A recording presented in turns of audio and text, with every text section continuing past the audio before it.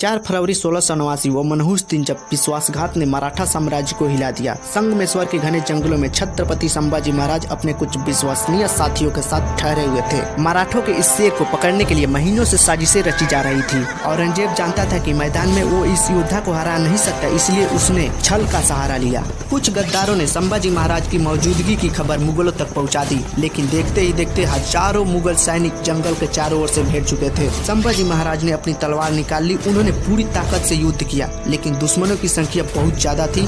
आखिरकार इस महायोद्धा को बंदी बना लिया गया। फिर उसके एक दिन बाद संभाजी महाराज को बेड़ियों में जकड़कर औरंगजेब के सामने लाया गया। चारों ओर मुगल दरबार में सरदार खड़े थे और बीच में वो मराठा शेर, जिसकी आंखों में न कोई डर था न कोई पछतावा। औरंगजेब ने कहा, अगर अपनी जान बचानी है तो इस्लाम कबूल कर लो, नहीं तो अंजाम बहुत बुरा होगा। पूरा दरबार शांत था। हर कोई सोच रहा था कि शायद संभाजी महाराज कुछ देर तक सोचेंगे, लेकिन उन्होंने बिना एक पल गवाए गरजते हुए जवाब दिया कि मराठा सर कटा सकता है लेकिन झुक नहीं सकता।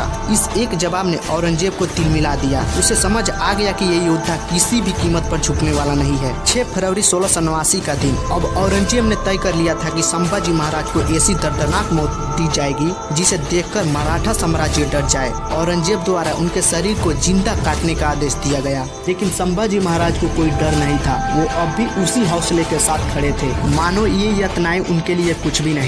मुगलों ने उनकी आंखों को गर्म लोहे से जलाने की कोशिश की, यहाँ तक कि उनकी जीभ भी काट दी गई, लेकिन दर्द में भी उनकी आंखों में वही ज्वाला जल रही थी जो एक नए युद्ध की शुरुआत करने वाली थी। फिर 7 फरवरी 1689 का दिन। यातनाएं बढ़ती गई, पर संभाजी महाराज की हिम्मत कम नहीं हुई। मुगल सैनिकों ने सोचा था कि इतनी तकलीफ के बाद भी वो चीखेंगे, रोएंगे, रहम की भीख मांगेंगे, लेकिन उन्होंने हर वार के बाद सिर्फ एक ही शब्द कहा, हर हर महादेव। यह सुनकर मुगल सैनिक भी कांप उठे। औरंगजेब को समझ आ गया कि वो इस योद्धा की आत्मा को कभी नहीं तोड़ सकता। मौत भी अब इस शेर को हराने में नाकाम लग रही थी। आखिर अंत में 11 मार्च 1689 को लंबी यातनाओं के बाद संभाजी महाराज ने वीर गति प्राप्त की। लेकिन क्या वो सच में हार गए? नहीं, उनकी शहादत ने पूरे मराठा साम्राज्य को एक नए जोश से भर दिया। मराठा सैनिकों ने कसम खाई कि अब मुगलों को धरती से मिटा दिया जाएगा। संभाजी महाराज का बलिदान व्यर्थ नहीं गया। उनकी शहादत ने मराठाओं को और मजबूत बना दिया। आज भी इतिहास गवाह है कि औरंगजेब ने संभाजी महाराज को खत्म करने की कोशिश की, लेकिन असल में वह खुद ही खत्म हो गया।